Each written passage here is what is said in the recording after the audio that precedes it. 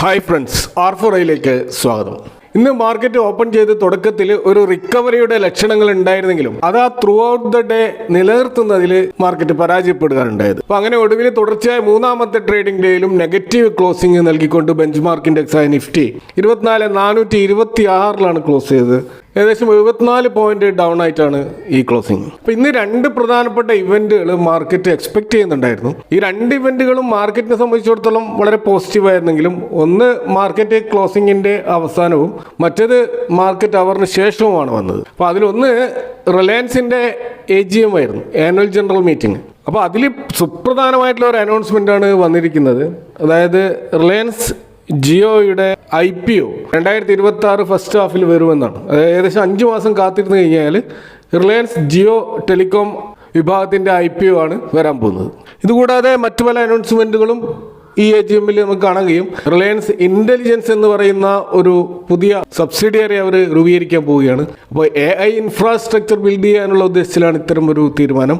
അതുകൂടാതെ അവർ ഗൂഗിളുമായിട്ടും മെറ്റയുമായിട്ടുള്ള അവരുടെ ഒരു പാർട്ട്ണർഷിപ്പ് കൂടുതൽ ഡീപ്പൺ ചെയ്യാനും ഇന്ത്യ ഫോക്കസ് ചെയ്തിട്ടുള്ള ഒരു AI ജോയിന്റ് വെഞ്ചറിന് വേണ്ടി ശ്രമിക്കുമെന്നൊക്കെയാണ് ആ ഒരു AGM-ൽ നമ്മൾ കാണുന്നത്. ഇതുകൂടാതെ റിലയൻസ് കൺസ്യൂമർ പ്രൊഡക്ട്സ് ഒരു സബ്സിഡിയറി ആയിട്ട് വേറെ തന്നെ മാറ്റാനും തീരുമാനിച്ചിട്ടുണ്ട്. കാരണം റിലയൻസ് റീറ്റെയിലിൻ്റെ ഒരു വിഭാഗമായിട്ടാണ് ഇതുവരെ റിലയൻസ് കൺസ്യൂമർ പ്രൊഡക്ട്സ് വർക്ക് ചെയ്തിരുന്നത്. ഏകദേശം റിലയൻസ് റീറ്റെയിലിൻ്റെ 70% റവന്യൂ വരുന്നത് ഈ റിലയൻസ് കൺസ്യൂമർ പ്രൊഡക്ട്സിൽ നിന്നാണ്. ഇതുകൂടാതെ 75,000 കോടിയുടെ ഒരു ഇൻവെസ്റ്റ്മെൻറ്റ് ഇൻഡസ്ട്രിയൽ അതുപോലെ ഇൻഫ്രാസ്ട്രക്ചർ പ്രൊജക്റ്റുകൾക്ക് ഇൻവെസ്റ്റ് ചെയ്യാൻ തീരുമാനിച്ചിട്ടുണ്ട്. അപ്പോൾ അത് PVC പ്ലാന്റ്, CPVC ഫെസിലിറ്റി, അതുപോലെ polyester unit, carbon fibre facility പോലെ പല ഇൻഫ്രാസ്ട്രക്ചർ സെഗ്മെൻറ്റിലുമാണ് ഈ ഒരു ഇൻവെസ്റ്റ്മെൻറ്റ് നടക്കുക. അപ്പോൾ എയറോസ്പേസ്, ഡിഫൻസ്, അതുപോലെ ഹൈ പെർഫോമൻസ് മെറ്റീരിയൽ, ഇങ്ങനെ ഡൈവേഴ്സിഫൈഡ് ആയിട്ടുള്ള ഒരു ഇൻവെസ്റ്റ്മെൻ്റ് ആണിത്. അപ്പോൾ ഇത്തരത്തിൽ വളരെ പോസിറ്റീവായിട്ടുള്ള പല ഹൈലൈറ്റുകളും ഉണ്ടായിട്ടുള്ള റിലയൻസ് AGM ഔട്ട്കം വന്നിട്ട് പോലും റിലയൻസ് ഷെയർ ഏകദേശം 2% ഡൗൺ ആയിട്ടാണ് ഇന്ന് ക്ലോസ് ചെയ്തത്. ആക്ച്വലി ഇന്ന് മോർണിംഗിൽ 1381 ഓപ്പൺ ചെയ്ത റിലയൻസ് 1403 എന്ന ഹൈ വരെ എത്തിയിരുന്നു. അപ്പോൾ ഉച്ചയ്ക്ക് AGM മീറ്റിംഗ് തുടങ്ങിയ ഉടൻ തന്നെ റിലയൻസിന്റെ ജിയോയുടെ IPO ടൈം ലൈന് അവർ അനൗൺസ് ചെയ്തിരുന്നു. അപ്പോൾ അതുവരെ 1400 ലെവൽ വരെ ട്രേഡ് ചെയ്യായിരുന്ന റിലയൻസ് ഇൻഡസ്ട്രീസ് ഉടൻ തന്നെ ഡൗൺ ആയിട്ട് വലിയൊരു ഫോൾ നടന്നായിട്ട് കാണാം. അങ്ങനെ 1350 ക്ലോസ് ചെയ്തത്. അപ്പോൾ ഇത്ര നല്ല പോസിറ്റീവായിട്ടുള്ള ഔട്ട്കം ഉണ്ടായിട്ട് പോലും റിലയൻസ് താഴ്ത്തു വരാനുള്ള കാരണമായിട്ട് നമുക്ക് കാണാൻ കഴിയുന്നത് റിലയൻസിൻ്റെ ഇത്തരം പ്രഖ്യാപനങ്ങൾ മുൻകൂട്ടി മനസ്സിലാക്കിയ ആളുകൾ സ്വാഭാവികമായിട്ടും പൊസിഷൻ എടുത്തിട്ടുണ്ടാവും. അപ്പോൾ സ്വാഭാവികമായിട്ടും ഇത്തരം ഒരു അനൗൺസ്മെന്റ് വരുമ്പോൾ നല്ലൊരു ബൈങ് ഈ സ്റ്റോക്കിൽ ഉണ്ടാകുമെന്നും ആ സമയത്ത് വിൽക്കാം എന്ന ഒരു അനുമാനത്തിൽ നിൽക്കുന്നവരാണ് ഇവിടെ പ്രോഫിറ്റ് ബുക്കിംഗ് നടത്തിയിട്ടുണ്ടാവുക. അതിന്റെ അടിസ്ഥാനത്തിലാണ് ഡൗൺ ആയിട്ടുള്ളത്. അല്ലാതെ റിലയൻസ് AGM-വുമായി ബന്ധപ്പെട്ടിട്ട് യാതൊരുവിധ നെഗറ്റിവിറ്റിയും ആ സ്റ്റോക്കിൽ ഉണ്ടായിട്ടില്ല. മറ്റൊരു പ്രധാനപ്പെട്ട ഇവന്റ് ഇന്നത്തെ ഇന്ത്യയുടെ GDP ഡാറ്റ പുറത്തു വന്നതായിരുന്നു. ഇപ്പോൾ 7.8% ഒരു GDP ഗ്രോത്ത് ആണ് ഏപ്രിൽ ജൂൺ ക്വാർട്ടറിൽ രേഖപ്പെടുത്തിയിരിക്കുന്നത്. നാഷണൽ സ്റ്റാറ്റിസ്റ്റിക്സ് ഓഫീസ് റിലീസ് ചെയ്ത ഈ ഡാറ്റ എക്കണോമിസ്റ്റുകൾ ഫോർകാസ്റ്റ് ചെയ്ത 6.6%-നേക്കാൾ വലിയ തോതിൽ ബീറ്റ് ചെയ്തുകൊണ്ട് 7.8 എന്നുള്ള അമേസിംഗ് ആയിട്ടുള്ള ഒരു ഡാറ്റയാണ് വന്നിട്ടുള്ളത്. കഴിഞ്ഞ ക്വാർട്ടറിൽ ഇത് 7.4% ആയിരുന്നു. ഇപ്പോൾ തീർച്ചയായിട്ടും ഇവിടെ ഫസ്റ്റ് ക്വാർട്ടറിൽ ഗവൺമെന്റിന്റെ ക്യാപിറ്റൽ എക്സ്പെൻഡിച്ചറും അതിൻ്റെ ഒരു എക്സ്പാൻഷനും ഒക്കെ ആയി ബന്ധപ്പെട്ടിട്ടുള്ള ഒരു ഗ്രോത്ത് ആണ് ഉണ്ടായിട്ടുള്ളത്. കൺസ്ട്രക്ഷൻ, അഗ്രികൾച്ചർ സെക്ടർ അതൊക്കെ നന്നായിട്ട് പെർഫോം ചെയ്തതായിട്ടും ഏവിയേഷൻ, കാർഗോ ട്രാഫിക് ഒക്കെ നന്നായിട്ട് ഇമ്പ്രൂവ് ആവുകയും GST കളക്ഷൻ ഇമ്പ്രൂവ് ആവുകയൊക്കെ ചെയ്തതിൻ്റെ അടിസ്ഥാനത്തിലുള്ള ഒരു GDP ഗ്രോത്ത് ആണ് ഇവിടെ ഉണ്ടായിട്ടുള്ളത്. അപ്പോൾ ഗ്ലോബലായിട്ടുള്ള ട്രേഡ് റിസ്കുകൾ ഉണ്ടെങ്കിൽ പോലും ഡൊമസ്റ്റിക് ഡിമാൻഡ് വർദ്ധിച്ചതും ഈ ഒരു ഗ്രോത്തിന് കാരണമായിട്ടുണ്ട്. എന്നാൽ നമുക്കറിയാം US ടാരിഫ് ഇംപ്ലിമെൻറ്റ് ചെയ്യുന്നതിന് മുമ്പുള്ള ഒരു ഡാറ്റയുടെ ബേസിലാണ് ഈ ഒരു ക്വാർട്ടറിലുള്ള GDP ഇവിടെ അനൗൺസ് ചെയ്തിരിക്കുന്നത്. അപ്പോൾ US-ന്റെ ആ ഒരു താരിഫുമായി റിലേറ്റഡ് ആയിട്ടുള്ള ഇംപ്ലിമെൻറ്റേഷൻ നടന്നതിന് ശേഷമുള്ള GDP ആയിരിക്കും തീർച്ചയായിട്ടും നമ്മൾ ആശങ്കയോടെ കാണേണ്ടത്. പക്ഷേ ഈ ഒരു GDP ഫോർകാസ്റ്റ് ചെയ്ത എസ്റ്റിമേഷനേക്കാൾ ഇത്ര വമ്പിച്ച ഒരു ഗ്രോത്ത് കാണിച്ചത് കൊണ്ട് തന്നെ മാർക്കറ്റ് അവറിന് ശേഷം വന്ന ഒരു ഡാറ്റ ആയതിനാൽ നമ്മുടെ മാർക്കറ്റിൽ അത് പ്രതിഫലിച്ചില്ല. ഇത് മാർക്കറ്റ് ടൈമിലായിരുന്നു വന്നതെങ്കിൽ ഇന്ന് നിഫ്റ്റി പോസിറ്റീവിൽ ക്ലോസ് ചെയ്യുമെന്ന് തന്നെയായിരുന്നു നമ്മൾ മനസ്സിലാക്കേണ്ടത്. കാരണം ഇപ്പോൾ ഫ്യൂച്ചർ മാർക്കറ്റിൽ ഗിഫ്റ്റ് നിഫ്റ്റി നമ്മൾ നോക്കിക്കഴിഞ്ഞാൽ അത് പോസിറ്റീവിൽ ട്രേഡ് ചെയ്യുന്നതായിട്ട് കാണാം. ഈ ഒരു വീഡിയോ ചെയ്യുമ്പോൾ 24,600 മുകളിലാണ് ഗിഫ്റ്റ് നിഫ്റ്റി ട്രേഡ് ചെയ്യുന്നത്. അപ്പോൾ ആലോചിച്ച് നോക്കുക, അത് മാർക്കറ്റ് ടൈമിലായിരുന്നു വന്നതെങ്കിൽ നമ്മുടെ മാർക്കറ്റ് ഇന്ന് പോസിറ്റീവിൽ ക്ലോസ് ചെയ്യുമായിരുന്നു. ഇനി നമ്മൾ US ട്രംപ് അഡ്മിനിസ്ട്രേഷൻ ഇന്ത്യയിൽ ഏർപ്പെടുത്തിയിട്ടുള്ള ഈ അഡീഷണൽ താരിഫുമായി ബന്ധപ്പെട്ടിട്ട് നടക്കുന്ന ഈ കാര്യങ്ങളെക്കുറിച്ച് ഗ്ലോബൽ റിസർച്ച് ഫേമായിട്ടുള്ള ജപ്പാൻ ബേസ്ഡ് ആയ നൊമൂറ അവർ ചില കാര്യങ്ങൾ പറഞ്ഞതായിട്ട് കാണാം. അപ്പോൾ അവർ പറയുന്നത് ഈ ഒരു അഡീഷണൽ താരിഫ്, പ്രത്യേകിച്ച് റഷ്യയിൽ നിന്ന് എണ്ണ വാങ്ങുന്നതുമായി ബന്ധപ്പെട്ട് ഏർപ്പെടുത്തിയിട്ടുള്ള ഈ ഒരു താരിഫ് അത് നവംബർ മാസം വരെ ഉണ്ടാവുകയുള്ളൂ.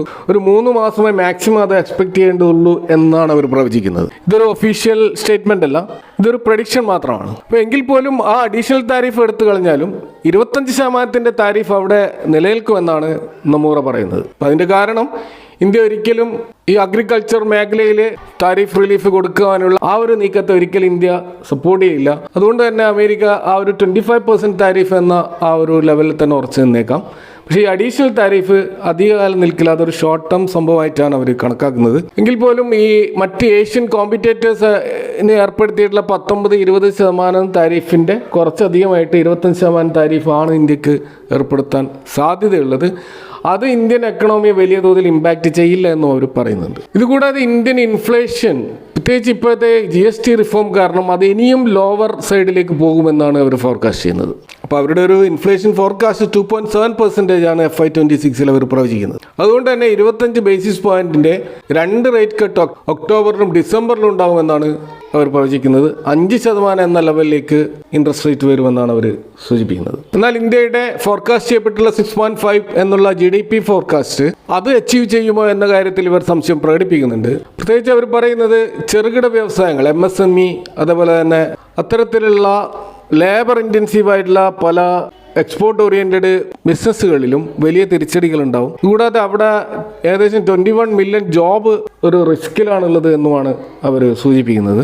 എന്നാൽ ഇത്തരം ഒരു സാഹചര്യത്തെ കുഷ്യൻ ചെയ്യാൻ വേണ്ടിയിട്ട് ഗവൺമെൻറ് ചില എഫേർട്ടുകൾ നടത്തുന്നുണ്ട് എന്ന് അവർ സൂചിപ്പിക്കുന്നുണ്ട്. അപ്പോൾ എക്സ്പോർട്ട് പ്രൊമോഷൻ മിഷനിലൂടെ കൂടുതൽ ഇൻസെൻറ്റീവ്സുകളും റിലീഫുകളും നൽകിക്കൊണ്ട് ഗവൺമെൻറ് ചില നടപടികൾ എടുക്കുന്നുണ്ടെന്നും അതുപോലെ തന്നെ എക്സ്പോർട്ട് ഡൈവേഴ്സിഫിക്കേഷൻ ജോഗ്രഫിക്കലായിട്ടുള്ള ബാലൻസ് ചെയ്യാനുമുള്ള ശ്രമങ്ങളും ഗവൺമെൻറ് നടത്തുന്നുണ്ട് എന്ന് അവർ സൂചിപ്പിക്കുന്നു. പ്രത്യേകിച്ച് യൂറോപ്യൻ യൂണിയൻ അതുപോലെ ഏഷ്യൻ, ഒമാൻ, ചിലി പോലെയുള്ള ഏകദേശം 50ഓളം പ്രധാനപ്പെട്ട രാജ്യങ്ങളുമായിട്ട് ഒരു ഡിസ്കഷനിൽ ഓൾറെഡി ന്യൂഡൽഹി പോയിക്കൊണ്ടിരിക്കുകയാണ് എന്നുമാണ് അവർ സൂചിപ്പിക്കുന്നത്. കൂടാതെ ചൈനയുമായി റഷ്യയുമായുള്ള ഇന്ത്യയുടെ ബന്ധം കൂടുതൽ ശക്തിപ്പെടുത്താനുള്ള ശ്രമങ്ങൾ ഇന്ത്യ നടത്തുന്നുണ്ട് എന്നാണ് അവർ സൂചിപ്പിക്കുന്നത്. അതിൻ്റെയൊക്കെ റിസൾട്ട് സ്വാഭാവികമായിട്ടുണ്ടാകുമെന്നാണ് അവർ പറയുന്നത്. ഇപ്പോൾ റഷ്യയിൽ നിന്നുള്ള ഈ ഒരു ഓയിൽ ഇമ്പോർട്ടുമായി ബന്ധപ്പെട്ട് ചില വ്യത്യസ്ത അഭിപ്രായങ്ങൾ ഇന്ത്യയിലുള്ള പല സാമ്പത്തിക വിദഗ്ധരും പറയുന്നതായിട്ട് നമുക്ക് കാണാൻ കഴിയും. ഇപ്പോൾ രഘുറാം രാജൻ പോലെയുള്ള സാമ്പത്തിക വിദഗ്ധർ പറയുന്നത് ഇന്ത്യ അമിതമായിട്ട് ഈ ഒരു ഓയിൽ ഇമ്പോർട്ടിന് വേണ്ടി റഷ്യ ഡിപ്പെൻഡ് ചെയ്യേണ്ടതില്ല എന്നാണ്. കാരണം അമേരിക്കയിൽ 25% അഡീഷണൽ താരിഫ് ഉണ്ടാക്കുന്ന ഇമ്പാക്റ്റും റഷ്യയിൽ നിന്ന് ഈ ഒരു ക്രൂഡ് ഓയിൽ പർച്ചേസ് ചെയ്തുകൊണ്ട് റിഫൈൻ ചെയ്ത് എക്സ്പോർട്ട് ചെയ്യുമ്പോൾ കിട്ടുന്ന ഇമ്പാക്റ്റും തമ്മിൽ നമ്മളൊന്ന് താരതമ്യം ചെയ്താൽ അത് വലിയ ഒരു എക്കണോമിക് ബൂസ്റ്റ് ഒന്നും ഉണ്ടാക്കുന്നില്ല എന്നാണ് അദ്ദേഹം പറയുന്നത്. കാരണം ഹിസ്റ്റോറിക്കലി ഇന്ത്യ റഷ്യയിൽ നിന്ന് ക്രൂഡ് ഓയിൽ വലിയ തോതിൽ ഇറക്കുമതി ചെയ്യുന്ന ഒരു രാജ്യമല്ല. കാരണം നമ്മൾ കൂടുതലായിട്ട് മിഡിൽ ഈസ്റ്റിൽ നിന്നാണ് ഇറക്കുമതി ചെയ്യാറുള്ളത്. കൂടാതെ റഷ്യൻ ക്രൂഡ് ഓയിൽ അതിൻ്റെ ക്വാളിറ്റിയിൽ ചില ഡിറ്റീരിയറേഷൻ ഉണ്ടെന്നും അതിൻ്റെ റിഫൈനിങ് കോസ്റ്റ് ഈ മിഡിൽ ഈസ്റ്റിൽ നിന്നുള്ള ഓയിലിനേക്കാൾ കൂടുതലാണെന്നും അതുകൊണ്ട് തന്നെ ഇതിൽ നിന്ന് വലിയ ഒരു ലാഭമൊന്നും ഇന്ത്യൻ കമ്പനികൾ ഉണ്ടാക്കുന്നില്ലെന്നാണ് ചില പ്രസ്താവനകൾ നമ്മൾ കാണുന്നത്. ഇതുകൂടാതെ ചില എനർജി എക്സ്പേർട്ടുകൾ പറയുന്നത് ഇപ്പോൾ റഷ്യ ഉക്രൈൻ വാറിന് ശേഷം ഇന്ത്യയുടെ എക്സ്പോർട്ട് പ്രത്യേകിച്ച് പെട്രോളിയം പ്രൊഡക്റ്റുകളുടെ എക്സ്പോർട്ട് വലിയ തോതിലൊന്നും വർദ്ധിച്ചിട്ടില്ല എന്നാണ് അവർ സൂചിപ്പിക്കുന്നത്. അതുപോലെ യൂറോപ്യൻ യൂണിയനൊക്കെ റഷ്യയിൽ നിന്ന് ധാരാളമായിട്ട് നാച്ചുറൽ ഗ്യാസും LNG ഒക്കെ ഇമ്പോർട്ട് ചെയ്യുന്നുണ്ട്. തുർക്കി റഷ്യയിൽ നിന്ന് വൻതോതിൽ പെട്രോൾ ഇറക്കുമതി ചെയ്യുന്നുണ്ട്. അതുപോലെ യൂറോപ്പിലേക്ക് ഏറ്റവും അധികം പെട്രോളിയം പ്രൊഡക്റ്റ് എക്സ്പോർട്ട് ചെയ്യുന്നത് ഇന്ത്യയേക്കാൾ കൂടുതൽ തുർക്കിയാണ്. പക്ഷേ തുർക്കിക്ക് ഇത്തരത്തിലുള്ള ബാനൊന്നും അമേരിക്ക ഏർപ്പെടുത്തുന്നില്ല. ഇതുകൂടാതെ ജെഫ്രീസ് പോലെയുള്ള ബ്രോക്കറേജ് ഹൗസുകൾ പറയുന്നത് ഈ ട്രംപ് ഇന്ത്യക്കെതിരെ ഈ രീതിയിൽ നീങ്ങിയത് തികച്ചും പേഴ്സണൽ ആണെന്നും കാരണം ഇന്ത്യ പാകിസ്ഥാൻ വാറിൽ അതിനൊരു നിർണായകമായ റോള് ട്രംപിന് ഇന്ത്യ കൊടുക്കാതിരുന്നത് അദ്ദേഹത്തിൻ്റെ നോബൽ പീസ് പ്രൈസിന് ഏറ്റ തിരിച്ചടിയാണെന്നും അപ്പോൾ അതാണ് അദ്ദേഹത്തെ ഇന്ത്യക്കെതിരെ ഈ രീതിയിൽ നീങ്ങാൻ പ്രേരിപ്പിച്ചതും എന്ന വാദവും ഉന്നയിക്കുന്നുണ്ട്. ഇനി നമ്മൾ ഈ ജപ്പാനിലെ ഈ ഗ്ലോബൽ ബ്രോക്കറേജ് ആയിട്ടുള്ള നൊമൂറ അവർ ഇപ്പോൾ US ടാരിഫ് വറീസ് കാരണവും അതുപോലെ തന്നെ ക്യൂബൺ ഏർണിങ്സ് മോശമായിട്ട് പോലും ഏകദേശം 27ഓളം സ്റ്റോക്കുകൾ ഈ നൊമൂറ സജസ്റ്റ് ചെയ്യുന്നത് കാണും. അപ്പോൾ അതിൽ അവർ കോൺസെൻട്രേറ്റ് ചെയ്യുന്ന ചില സെക്ടറുകളിൽ നോക്കിക്കഴിഞ്ഞാൽ ഒന്ന് ഫൈനാൻഷ്യൽ സെഗ്മെൻ്റാണ്. അതിലുള്ള ബാങ്കുകൾ, NBFC, AMC കമ്പനികളൊക്കെയാണ് അവർ നോട്ടമിട്ടുള്ളത്. അതിലൊന്ന് ICICI ബാങ്കും, മറ്റൊന്ന് സ്റ്റേറ്റ് ബാങ്ക് ഓഫ് ഇന്ത്യ, അതുപോലെ ആക്സിസ് ബാങ്ക്, HDFC AMC. ഇതൊക്കെയാണ് അവർ ഈ ഒരു ഫൈനാൻഷ്യൽ സെഗ്മെന്റിൽ നിന്ന് പിക്ക് ചെയ്യുന്ന സ്റ്റോക്കുകൾ.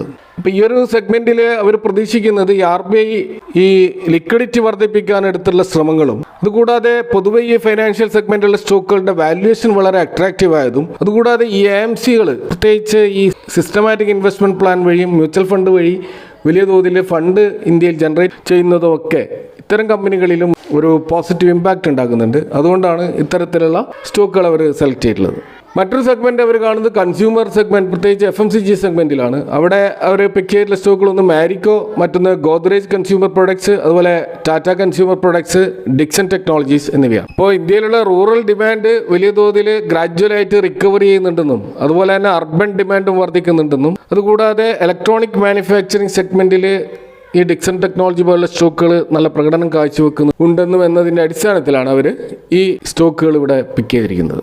മറ്റൊരു സെഗ്മെന്റ് അവർ കോൺസെൻട്രേറ്റ് ചെയ്യുന്നത് ഓട്ടോ സെഗ്മെന്റിലാണ്. ഇവിടെ Mahindra and Mahindra, you know Minda, Ather energy, ഈ 3 സ്റ്റോക്കുകളാണ് ഇവർ ഫോക്കസ് ചെയ്യുന്നത്. കാരണം ഈ 3 സ്റ്റോക്കുകളിലും അവർ കാണുന്ന ഒരു അഡ്വാൻറ്റേജ്, ഈ താരിഫ് റിലേറ്റഡ് ആയിട്ടുള്ള US എക്സ്പോർട്ടുമായിട്ട് ബന്ധപ്പെട്ട് ഈ 3 കമ്പനികൾക്കും വലിയ തോതിലുള്ള എക്സ്പോഷർ ഇല്ല. അവരുടെ പ്രധാനപ്പെട്ട ബിസിനസ് നടക്കുന്നത് ഡൊമസ്റ്റിക് മാർക്കറ്റിലാണ്. അതുകൊണ്ടാണ് ഈ 3 ഓട്ടോ സ്റ്റോക്കുകൾ അവർ കോൺസെൻട്രേറ്റ് ചെയ്തിട്ടുള്ളത്. മറ്റൊരു പ്രധാനപ്പെട്ട മേഖലയുള്ള ഇൻഫ്രാസ്ട്രക്ചറിൽ നൊമൂറ, ലാർസൻ ആൻഡ് ടൂബ്രോ എന്ന സ്റ്റോക്ക് മാത്രമാണ് ബൈ ചെയ്യാൻ റെക്കമെൻഡ് ചെയ്യുന്നുള്ളൂ. അതിനവർ പ്രധാനമായിട്ടുള്ള ഒരു കാരണമായി പറയുന്നത് അവരുടെ ഓർഡർ ബുക്ക് വളരെ സ്ട്രോങ് ആണെന്നും 64% ഇയർ-ഓൺ-ഇയർ ഗ്രോത്ത് ആണ് ഓർഡർ ബുക്കിൽ ഉണ്ടായിട്ടുള്ളത്. അപ്പോൾ തീർച്ചയായിട്ടും ഈ FY26 ഏറ്റവും ഇൻഫ്രാസ്ട്രക്ചറിൽ അവർ ഫോക്കസ് ചെയ്യുന്നത് L&T മാത്രമാണ്. അതുപോലെ സിമെൻറ്റ്, റിയൽ എസ്റ്റേറ്റ് മേഖലയിലും അവർ പ്രധാനപ്പെട്ട സിമെൻറ്റ് സ്റ്റോക്കായിട്ട് കാണുന്നത് അൾട്രാ ടെക് സിമെൻ്റ് ആണ്. അവരുടെ ആ ഒരു കോസ്റ്റ് സേവിങ് മെഷേഴ്സ് അത് വളരെ സക്സസ്ഫുൾ ആയിട്ടുണ്ടെന്നും അതിൻ്റെ അടിസ്ഥാനത്തിൽ ആ സ്റ്റോക്കിൽ നല്ല പ്രോഫിറ്റബിലിറ്റി ക്രിയേറ്റ് ചെയ്യപ്പെടുന്നുണ്ടെന്നുള്ള അടിസ്ഥാനത്തിലാണ് അൾട്രാ ടെക് സിമെൻ്റ് അവർ പ്രിഫർ ചെയ്യുന്നത്. ഇത് കൂടാതെ ലോധ ഡെവലപ്പേർഡ് അഥവാ മാക്രോ ടെക് ഡെവലപ്പേഴ്സ് എന്നുള്ള റിയൽ എസ്റ്റേറ്റ് സ്റ്റോക്കും ഇവർ ഫോക്കസ് ചെയ്യുന്നുണ്ട്. കാരണം ഇവരുടെ മാർക്കറ്റ് ഷെയർ പ്രത്യേകിച്ച് ഗ്രേഡ് എ ഡെവലപ്പേഴ്സ് എന്നുള്ള രീതിയിൽ വർദ്ധിക്കുന്നുണ്ടെന്നും അതിൻ്റെ അടിസ്ഥാനത്തിലാണ് ഈ ഒരു റിയൽ എസ്റ്റേറ്റ് കമ്പനി അവർ ഫോക്കസ് ചെയ്യുന്നത്. ഇനി ക്യാപിറ്റൽ ഗുഡ്സ്, അതുപോലെ ഡിഫൻസ് സെഗ്മെൻറ്റിൽ പിക്ക് ചെയ്ത സ്റ്റോക്കുകളൊന്ന് CG പവർ ആണ്, മറ്റൊന്ന് GE വർണോവ, TNT ഇന്ത്യ, അതേപോലെ ഹിന്ദുസ്ഥാൻ എയറോനോട്ടിക്സ് ലിമിറ്റഡ് പോലെ സ്റ്റോക്കുകളാണ്. അതുപോലെ IT സർവീസസ് മേഖലയിൽ നിലവിൽ അവർ വലിയ തോതിൽ ഇൻട്രസ്റ്റ് കാണിക്കുന്നില്ലെങ്കിലും ഇൻഫോസിസ് അവർ ഫോക്കസ് ചെയ്തായിട്ട് കാണാം. ഇൻഫോസിസ് അവരൊരു പിക്കായിട്ട് സെലക്ട് ചെയ്തിട്ടുണ്ട്. അതുപോലെ ഓയിൽ ആൻഡ് ഗ്യാസ് സെഗ്മെൻറ്റിൽ അവർ റിലയൻസ് ഇൻഡസ്ട്രീസ്, ഭാരത് പെട്രോളിയം, മഹാനഗർ ഗ്യാസ് പോലെയുള്ള സ്റ്റോക്കുകളാണ് അവർ ഫോക്കസ് ചെയ്യുന്നത്. അപ്പോൾ അതിനവർ പ്രധാനമായിട്ടുള്ളൊരു കാരണം പറയുന്നത് ക്രൂഡ് ഓയിൽ പ്രൈസ് ഈ FY26 ഈ ഒരു 65-70 ലെവൽ നിലനിൽക്കുമെന്നതാണ്. അതുകൊണ്ട് തന്നെ നിയർ ടേമിൽ ഈ സ്റ്റോക്കുകളിൽ നല്ല പ്രോഫിറ്റബിലിറ്റി ഉണ്ടാവുമെന്നുമാണ് അവർ സൂചിപ്പിക്കുന്നത്. ഫാർമസ്യൂട്ടിക്കൽ സെഗ്മെൻറ്റിൽ നിയർ ടേമിൽ US താരിഫ് ഏർപ്പെടുത്താത്തത് കൊണ്ട് തന്നെ ഈ FY26 അവർ പിക്ക് ചെയ്ത സ്റ്റോക്കുകൾ ഡോക്ടർ റെഡ്ഡീസ് ലബോറട്ടറീസും, മെഡ് പ്ലസ് ഹെൽത്ത് സർവീസസും, അതുപോലെ ഡോക്ടർ ലാൽ പാത്ത് ലാബ്സുമാണ്. അതുപോലെ ഡിജിറ്റൽ പ്ലാറ്റ്ഫോം ഇൻ്റർനെറ്റ് കമ്പനികളിൽ അവർ സെലക്ട് ചെയ്തത് ഇൻഫോഎഡ്ജ് ആണ്. അതുപോലെ മെറ്റൽ സെഗ്മെൻറ്റിൽ ഇവർ 2 സ്റ്റോക്കുകൾ മാത്രമാണ് സെലക്ട് ചെയ്തത്. അതിലൊന്ന് ജിൻഡാൽ സ്റ്റീൽ ആൻഡ് പവറും മറ്റൊന്ന് ജിൻഡാൽ സ്റ്റെയിൻലെസ്സുമാണ്. അപ്പോൾ ഇതൊക്കെയാണ് നൊമൂറയുടെ പിക്സ്. ഈ സ്റ്റോക്കുകളെ കുറിച്ച് നിങ്ങൾ കൂടുതലായി പഠിക്കാൻ ശ്രമിക്കുക. അപ്പോൾ ഇന്നത്തെ മാർക്കറ്റുമായി ഈ വിഷയങ്ങളുമായി ബന്ധപ്പെട്ടുള്ള നിങ്ങളുടെ അഭിപ്രായങ്ങൾ കമൻറ്റുകൾ അറിയിക്കുക. Thank for watching. See you next time with another video.